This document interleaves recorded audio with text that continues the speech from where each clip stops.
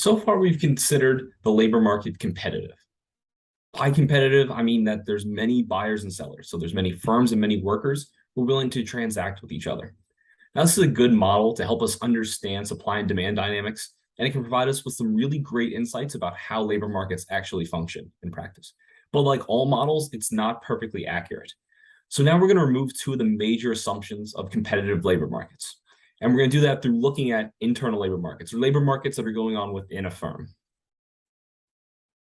So the simple model of supply and demand for labor market was useful to understanding compensating differentials.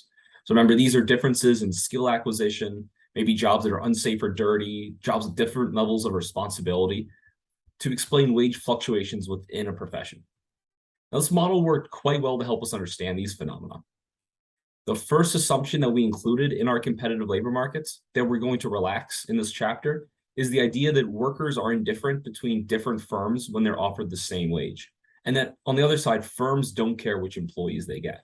We assume that labor and so like the workers and the firms were homogenous. They were all exactly the same. So a worker being offered a wage by one firm was exactly the same as being offered that same wage by another firm. But in practice, that's really not the case. And it's obvious, that it's not going to be true in the real world. Something you don't need to have, a real expertise to understand that, hey, there's something wrong here. This doesn't look quite like reality. The other thing was, until now, we have assumed that firms along the demand curve and employees along the supply curve are all exactly the same. So in this chapter, we're going to explore when this is not the case. So, 99.9% of the time. This is going to help provide us with some insight into the firm's decision-making process and the workers' decision-making process. We're going to do this at a more focused level instead of looking at the overall labor market. So we're going to be dialing in on, especially firms, how they go about making these decisions. Now, that's not to say the implications for the competitive labor market is all wrong. That they aren't all wrong. They just shed light on different aspects of the market. Now, the second assumption that we're going to remove is that firms can attain a maximum level of output from labor and capital that's independent of the wage offered and the specific workers hired. So in this, we're saying that we used to assume that it did not matter, how workers were paid, how much they were paid, what sort of capital they had for production. Now we're, getting to something more realistic. We're saying that this does matter. So to use a sports analogy, you can't just put any combination of players on a team and expect them to win. My beloved New York Giants could win more games with different, in parentheses, better personnel. So it really matters who you have, not just the number of workers you have. You need people that have the skills that are necessary for production. Until now, we've been treating the labor market like a spot market. So like oil or frozen concentrated orange juice. In these kind of markets, hiring would be immediate and everyone, so both firms and workers, were homogenous. So there were no differences between them, like we see with, commodities. The relationship between workers and firms in the real world tend to last for a long time. You're not hiring workers and getting hired every single day. You're doing this once and staying there for a long period of time. So what we're going to do is explore how the long-term relationships between firms and between workers form and what they mean for the labor market overall and how firms are going to behave and try to maximize profit. So the analysis of internal labor markets, which we abbreviate as ILM throughout the chapter, considers these long-term relationships. In this world, which is, a lot closer to the real world, labor markets don't always reach equilibrium. Like early on, we mentioned that in commodities markets, they move very quickly to equilibrium. But in labor markets, similar to like the housing market, it takes a long time to move there. So internal labor markets take place where both firms and workers expect that the employment relationship is going to last for an extended period of time. So it's not daily contracts, weekly contracts, or yearly contracts, but we're talking about somewhere you go to work for your career.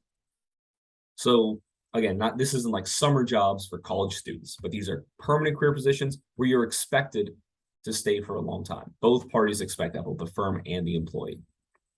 In a competitive labor market, workers can quit at any time without really imposing costs on the firm because the firm can hire a new, basically identical worker that's going to do all the same things that that employee was able to do and at the same price. But in the real world, this really isn't the case. With internal labor markets, the worker quitting does impose some costs on the firm. So they're going to have an open position for a while that they need to fill. They're going to do a job search. Once they find that person, they have to train the new worker and get them up to speed. Remember, the firms build the specific human capital of the worker in order to make them more productive. So they're going to be doing a lot of this training, paying for a lot of this training. Now, the background, the sort of overall, the general human capital is going to be paid for by the individual worker, but the specific to the firm is going to be paid for by them. So this is going to be an additional cost that they're bearing. Once they have that specific human capital, that worker, it's going to make them much harder to replace and much more expensive to replace to get someone trained up, to the same level of skill that they have. So as a result, firms have to try to prevent the worker from quitting in order to maximize their investment in the specific human capital. So your textbook gives two examples of different types of jobs. So the first is a restaurant's dishwasher, and the second is an economics department chair. So finding a suitable dishwasher might not take very much time for a restaurant. So the advertising costs are likely going to be low, and training the worker, the amount of time and money it's going to take is going to be minimal. So finding a new worker is going to be annoying, it's a headache, but it's not going to be anything earth-shattering for the restaurant. Now, for an economics department chair, the search is going to be long and drawn out. There's going to be flying multiple candidates out for visits, possibly like multiple rounds of visits for some of them. It's going to take about 1 million meetings and votes. And then they need to find someone who meets the temperament of the department, has the expertise, plus people managing skills. This is a fairly rare skill set for people that are, willing and able to do this. Excuse me, it's going to end up being much more difficult for the university. So internal labor markets matter much more for the economics department chair than it will for the dishwasher. So when the search costs, the hiring costs, and training costs are all high, firms have a pretty strong incentive to make sure all hires stay there for a long time, that they stay a part of the company. This is important to maximize their output and ultimately profit, which is, their main goal. So employees also make specific investments in the job that makes leaving them costly. So university professors develop their classes that are targeted to the university's enrollment. That's going to differ from school to school. And even for the dishwasher, they're going to learn a routine, job-specific tricks to improve work and lower the amount of effort they have to put out. And for both of them, they're going to develop, comfortable routines, friends. They're going to enjoy the place that they live, possibly try to live somewhere where they have an easier commute. All these things combined make it more difficult for them to leave. Now, training new employees is costly for employers as well. So both sides really benefit from these long-term contracts. So another characteristic of internal labor markets is the hierarchy of jobs within firms and the resulting increases in wages as one moves up to the next layer within the firm. So some people refer to this as the career ladder. Basically, as a worker advances in their career, they move to higher and higher levels in the hierarchy, and they receive pay raises. Workers are hired at the entry level, so that's where they enter the firm, where wages are going to be the lowest. Now, in a bunch of industries out there, the majority of new hires that any firm brings in is going to come in at the entry level. And then through the years, they're going to move up. So in academia, this is often the case where someone comes in as an assistant professor and slowly works their way up over the years until they get tenure.